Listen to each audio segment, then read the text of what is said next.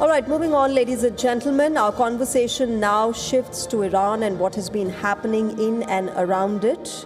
Please welcome Iran's Deputy Ambassador, who's with us today, Mohamed Javad Hosseini, Deputy Ambassador Iran. With a round of applause, ladies and gentlemen, my colleague Sidhan Sibal will take this conversation forward with him, sir.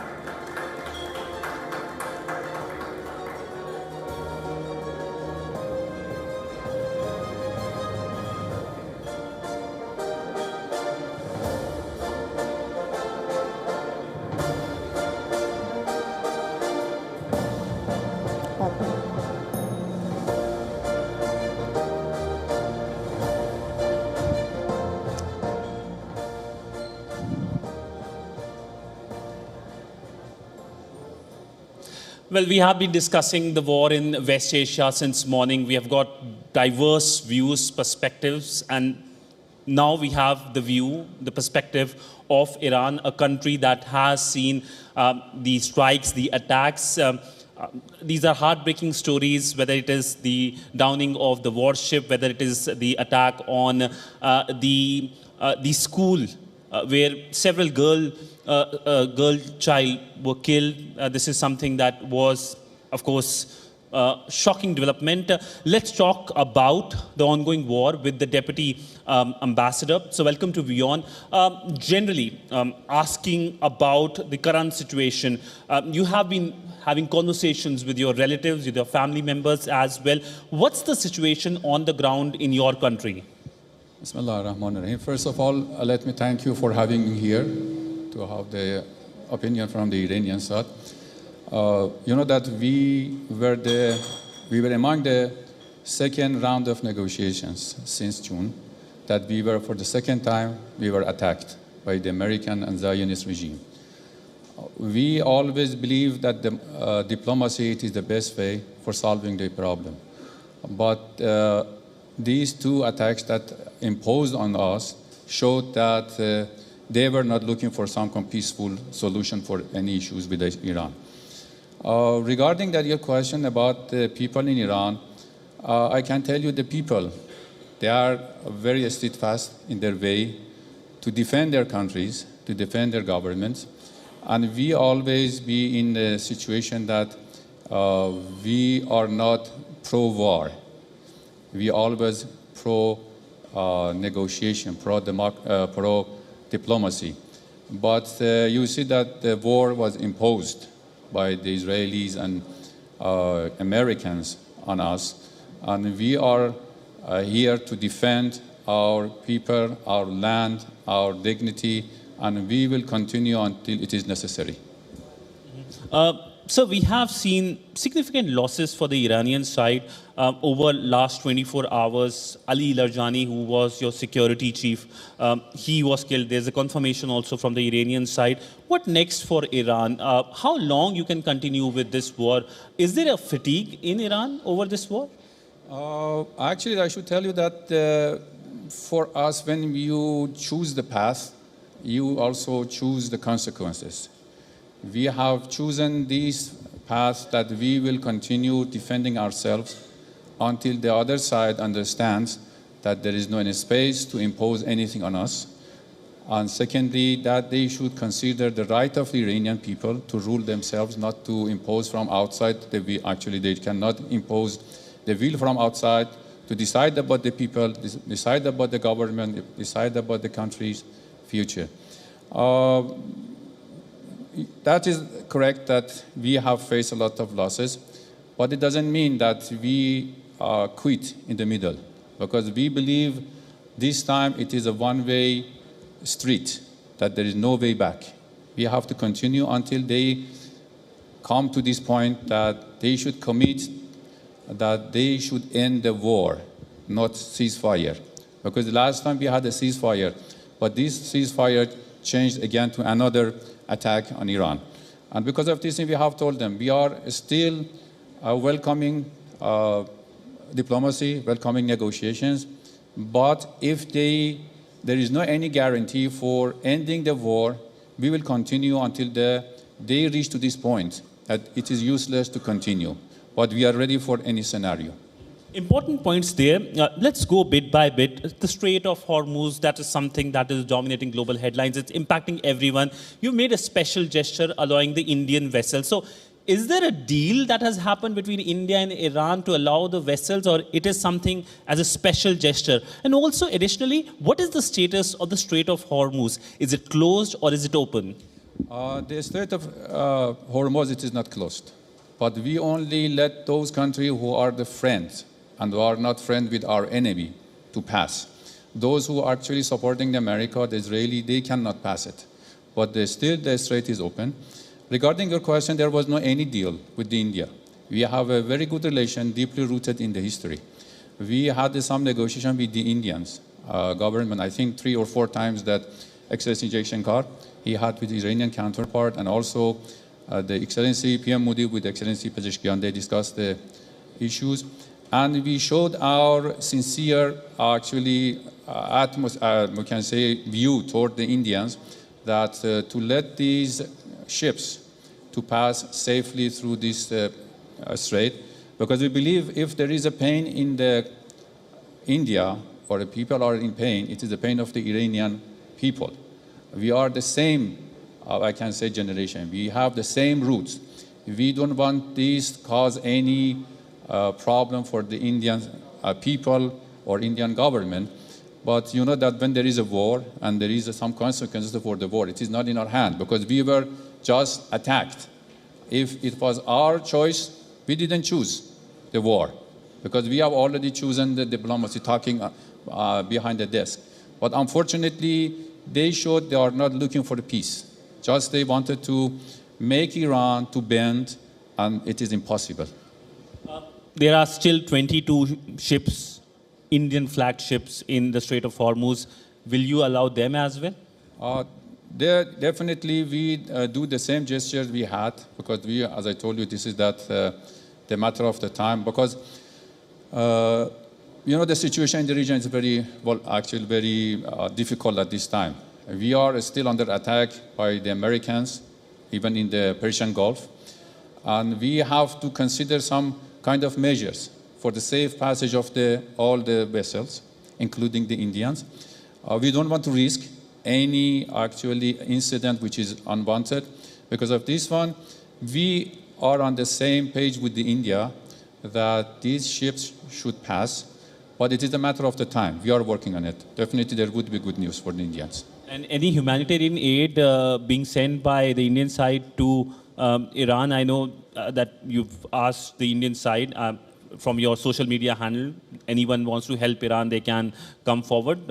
Any status of the humanitarian support? Yeah, let me, here I just use the floor to thank all the Indian peoples, on the Indian, actually no matter of religion, no matter of ethnicity, no matter of races, they actually sympathize on the sad events of martyrdom of our great leader.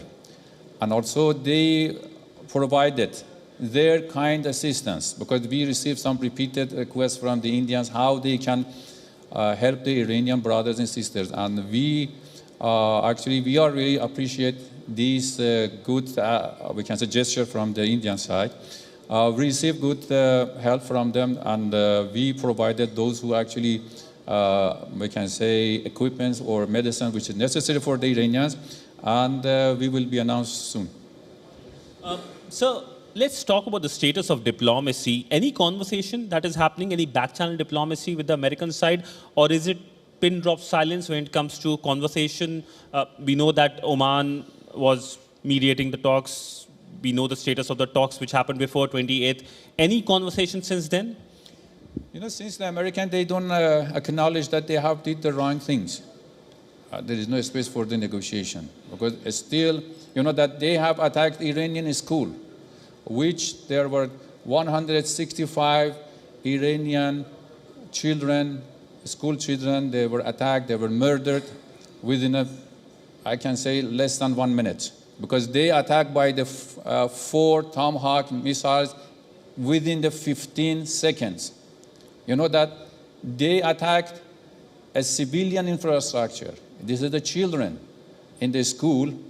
It is not the military bases. It is not the military facilities. But why you use 4 Tomahawk missiles? To do what? To show how you are actually in a position that thinks that you can do whatever you want, even killing the children.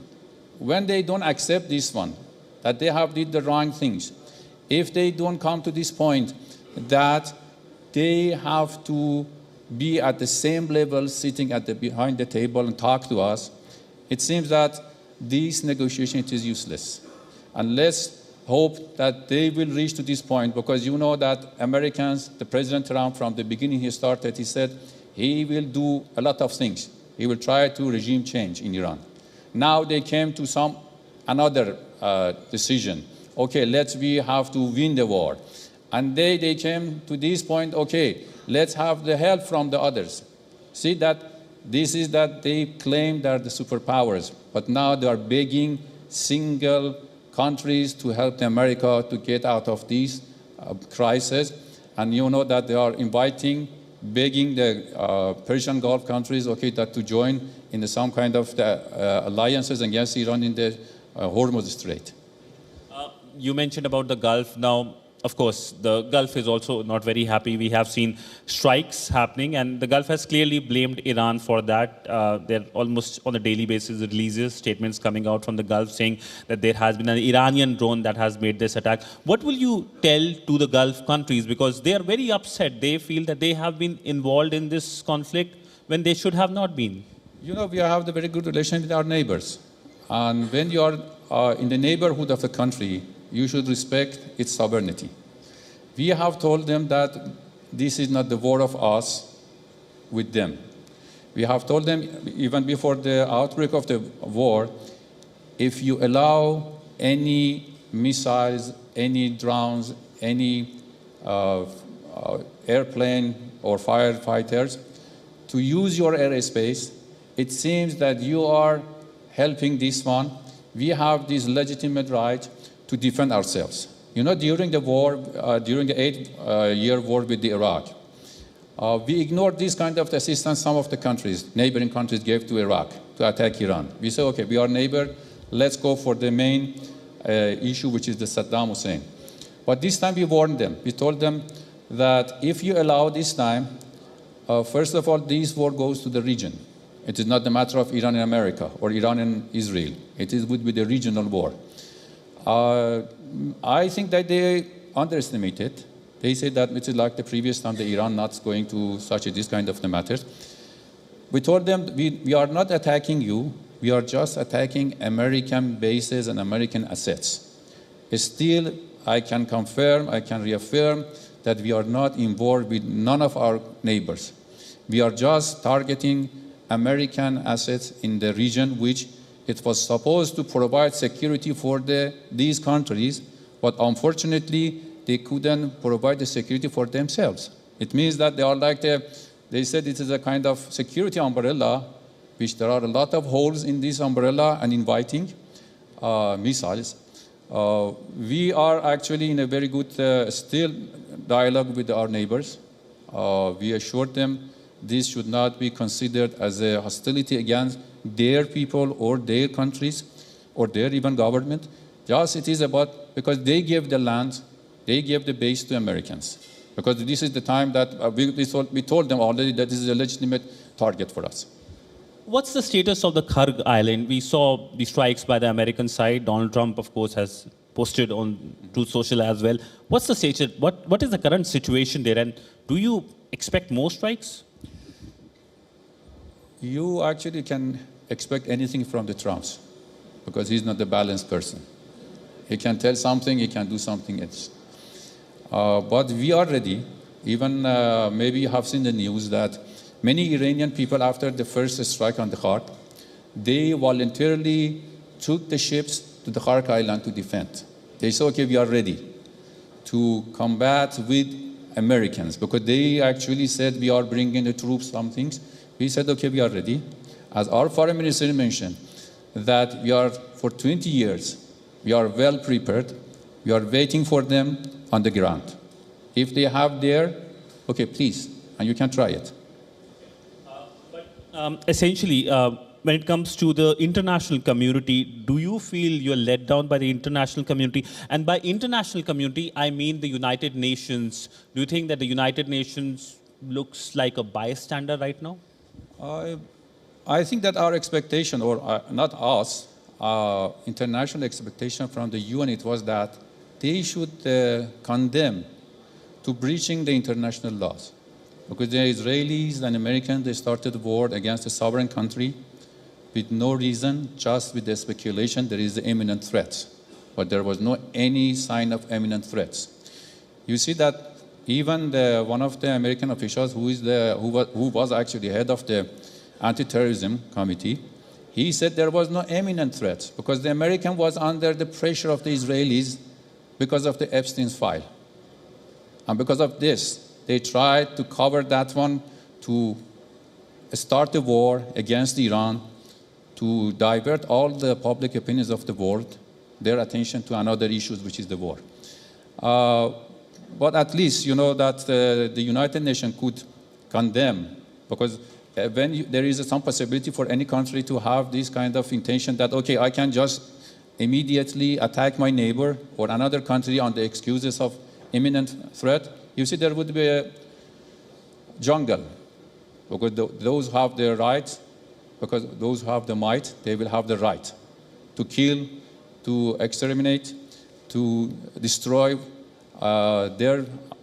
we can say, the people who are unpleasant for them, like the enemy. But this is not the matter that we were looking, because we were expecting that at least they could condemn it.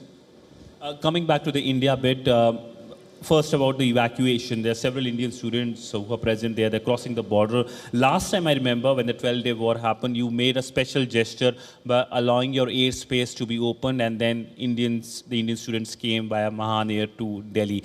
Now, this time around, what has been the conversation on the evacuation of the Indian nationals? Last time during the June war, because the situation was just, I can say, more comfortable than now, we could open our space for the Indians to evacuate from Iran. This time we also tried, but because we were not sure that these people, the Israelis and the Americans, they might target the airplane. Because even we discussed this issue with the Indians, but we preferred that they should come on the route. We facilitate all the necessary measures that it is necessary for their evacuation. Now they are moving to one of the cities near the Tehran city, which is called Qom. And from the Qom, they go to the Armenia, and from the Armenia, they come by the airplane to Delhi.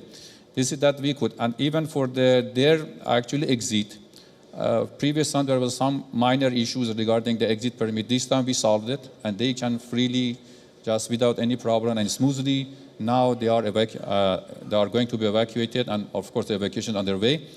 But we will do whatever we can. But even if their safety is important for us. So my last question to you, what's your view, what's your sense like on India's stance on the ongoing war that started on 28th of February? Tell you that, as I told you, that our relation with India, it is a long-lasting relations. We received some support from the Indians government as well regarding some issues, especially for those seafarers. You know that IRS DENA, it was participating in the Milan 2026 or IONS 2026.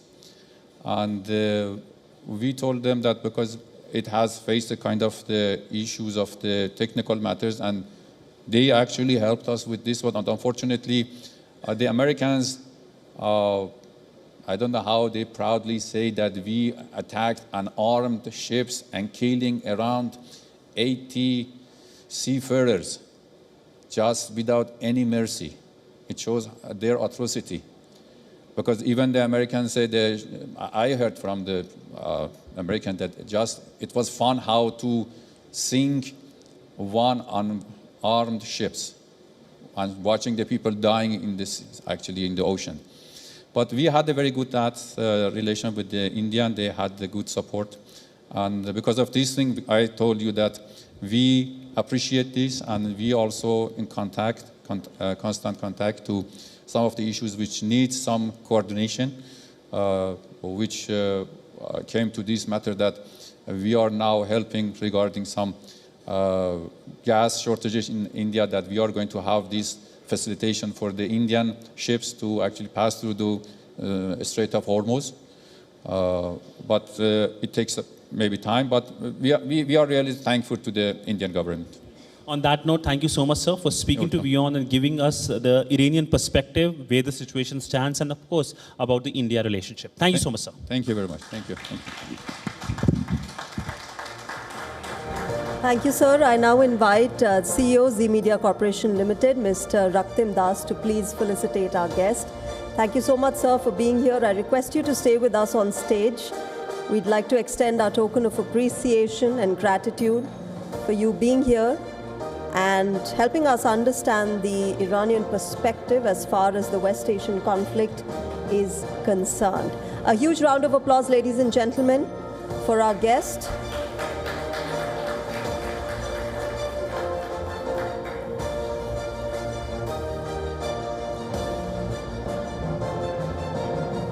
Thank you.